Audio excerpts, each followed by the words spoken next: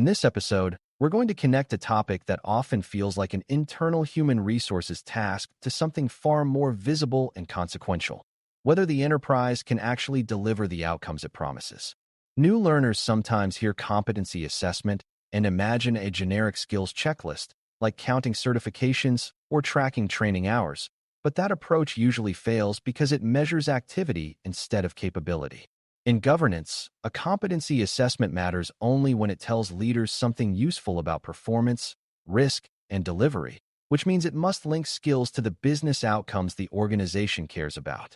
When that link is missing, organizations hire and train in ways that feel busy but do not reduce outages, do not improve delivery speed, and do not strengthen security where it matters most.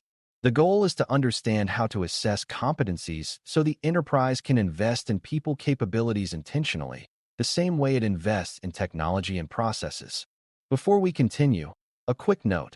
This audio course is a companion to our course companion books. The first book is about the exam and provides detailed information on how to pass it best. The second book is a Kindle-only ebook that contains 1,000 flashcards that can be used on your mobile device or Kindle. Check them both out at Cyber.Author.me in the Bare Metal Study Guide series. A competency is not simply knowledge, and one of the first misunderstandings beginners must correct is confusing knowing about something with being able to do it reliably under real conditions. Knowing is important, but outcomes depend on performance, and performance depends on skills being applied consistently in context.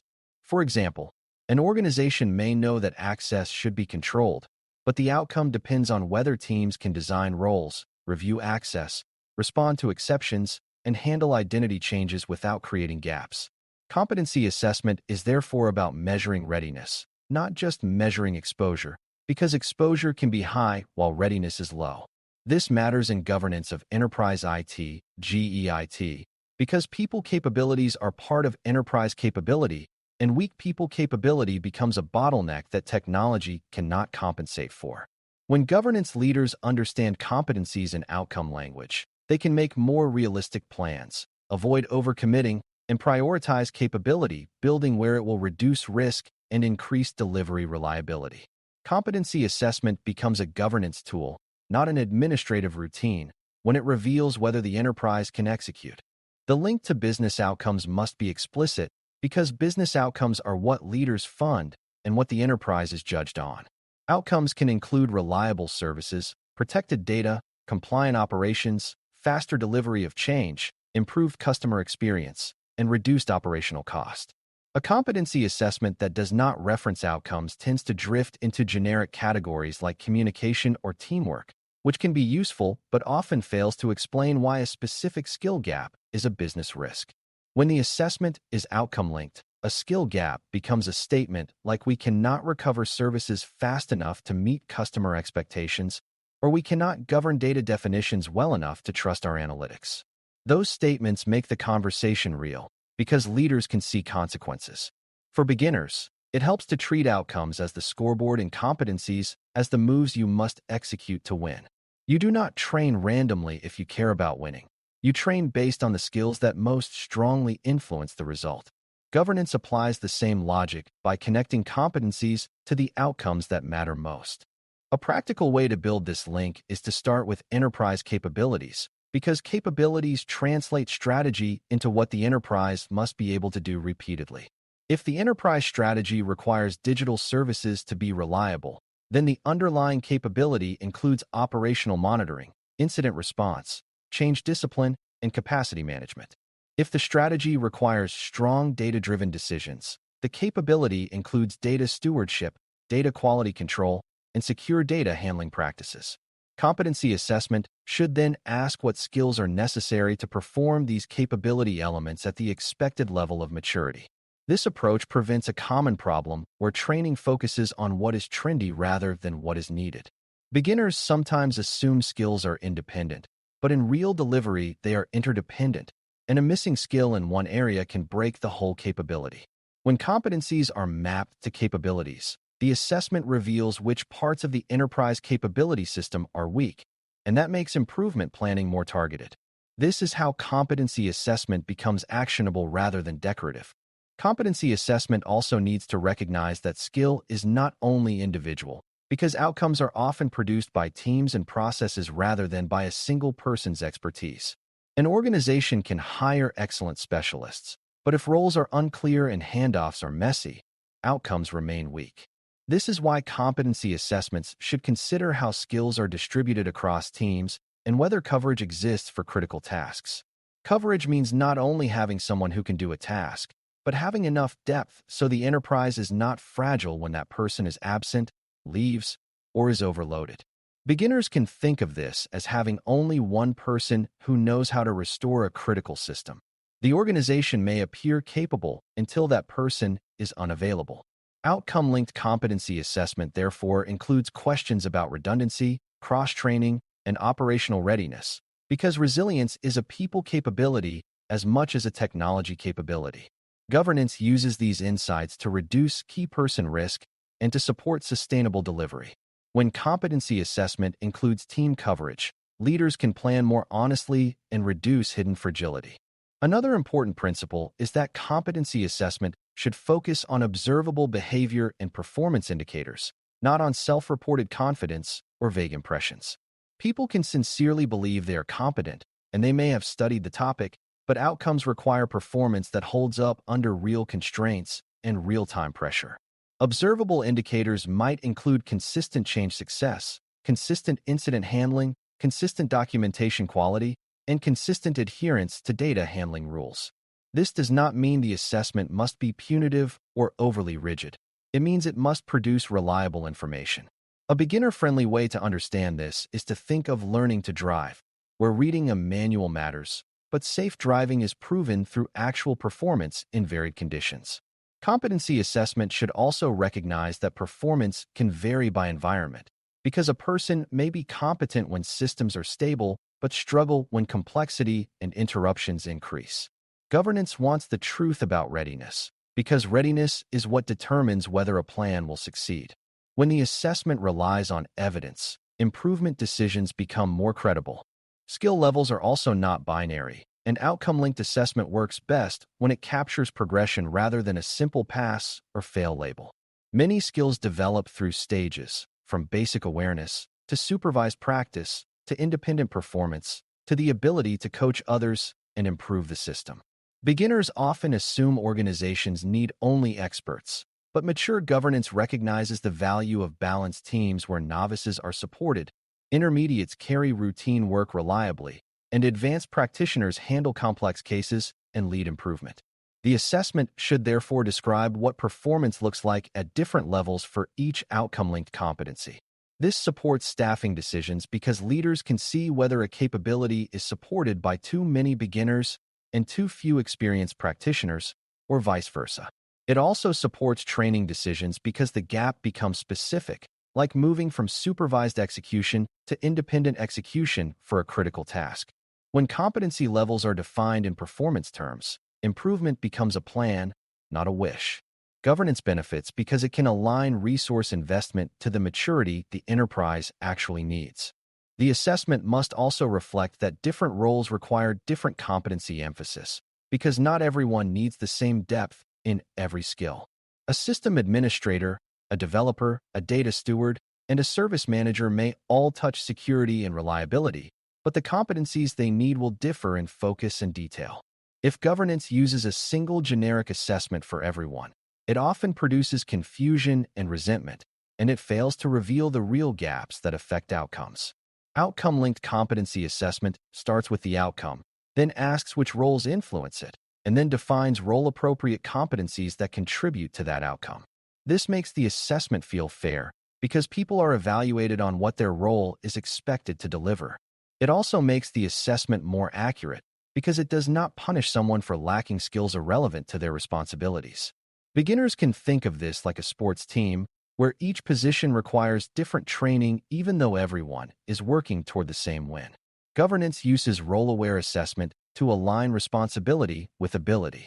A key challenge is avoiding the trap of measuring credentials as a substitute for measuring competence, because credentials can be useful signals, but they are not the outcome. Certifications and courses can indicate exposure and commitment, but they do not guarantee that a person can apply skills within the enterprise's specific environment and constraints. Outcome-linked assessment may still consider formal education, but it treats it as one input among others, and it validates competence through behavior and results. This matters for governance because leaders can be tempted to solve skill problems by funding training programs without ensuring the training changes performance. Training that does not change outcomes becomes a cost without capability improvement, and it can create false confidence that risks are addressed.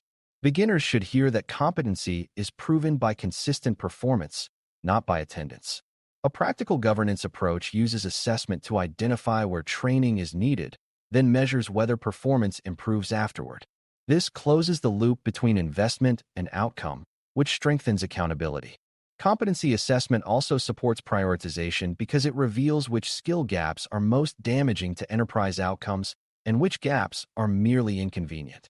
If the enterprise is experiencing frequent outages, a gap in incident response and change discipline is likely higher priority than a gap in a niche tool skill.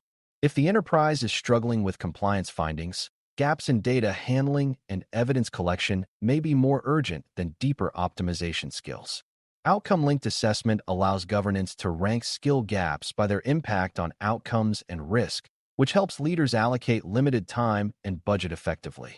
Beginners sometimes think fairness means equal training for all, but governance focuses on risk and value, meaning the organization invests first where outcomes are most threatened. This is not about ignoring people. It is about sequencing improvement so the enterprise becomes stable and capable. The assessment makes the case in plain language by connecting gaps to consequences leaders understand. When skill development is prioritized wisely, the enterprise builds momentum and reduces crises that would otherwise consume capacity. A mature competency assessment also considers how skills interact with process and technology, because sometimes a performance problem looks like a skill gap, but is actually caused by poor tools or unclear processes. For example, if change failures are frequent, it might be partly due to insufficient testing skill, but it might also be due to unstable environments or unclear deployment procedures. Outcome-linked assessment should therefore be careful not to blame individuals for systemic issues, and it should capture whether the environment supports competent performance. Beginners can think of this as judging a student's writing while giving them a broken keyboard. Performance is affected by the system. Governance benefits from this nuance because it prevents wasted investment in training when the real fix is process improvement or tool stabilization. At the same time, the assessment can reveal where skills are needed to improve the system itself, such as the ability to design better processes or automate controls.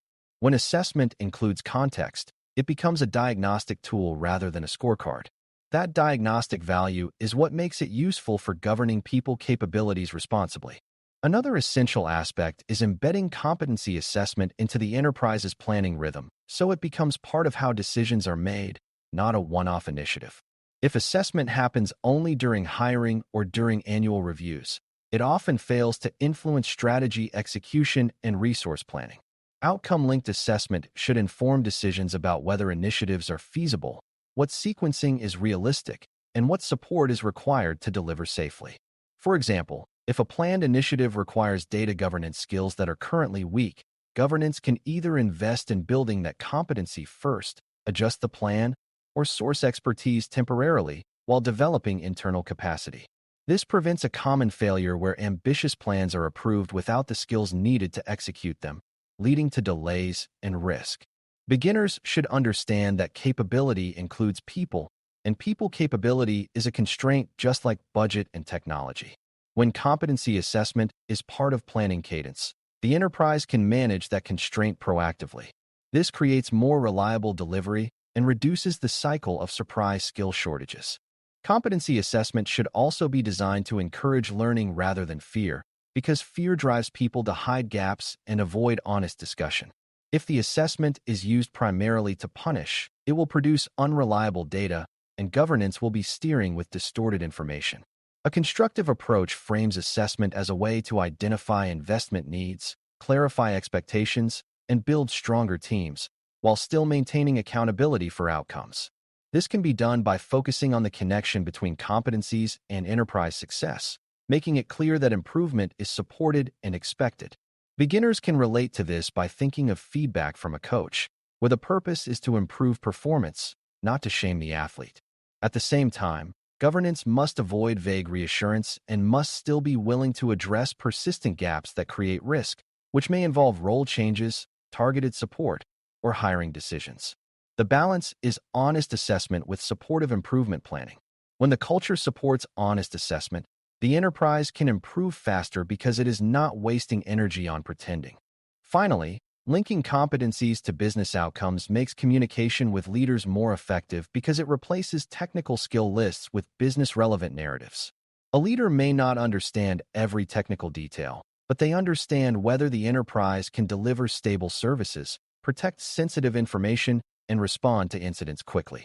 When competency assessment is framed around outcomes, leaders can make informed trade-offs, such as funding a reliability capability improvement program rather than adding more initiatives to an already overloaded environment. It also helps leaders see why certain roles are critical and why certain skills are scarce, which supports realistic hiring and sourcing decisions. Beginners should understand that governance succeeds when it translates complexity into understandable decisions, and competency assessment is one of the best translation tools available. It makes people capability visible, measurable, and improvable, which is essential because people capability often determines the ceiling of what technology can achieve. When leaders can see this clearly, they are more likely to invest wisely and to set realistic expectations.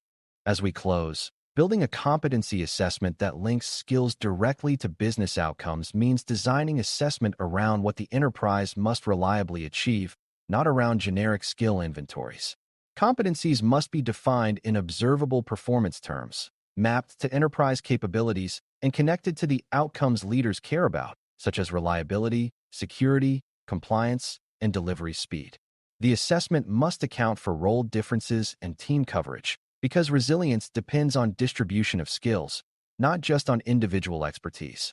It must also be evidence-informed and context-aware so the organization distinguishes true skill gaps from process and tooling barriers. When competency assessment is embedded into planning cadence, it becomes a governance input that improves feasibility decisions and prioritizes capability building where it reduces risk most.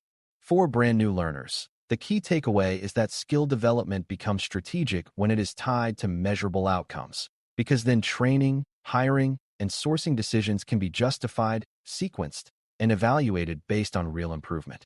That is how people capabilities stop being a vague hope and become a managed asset that strengthens enterprise performance over time. Thanks for listening. For more audio courses, daily newsletters, and more, please visit BareMetalCyber.com.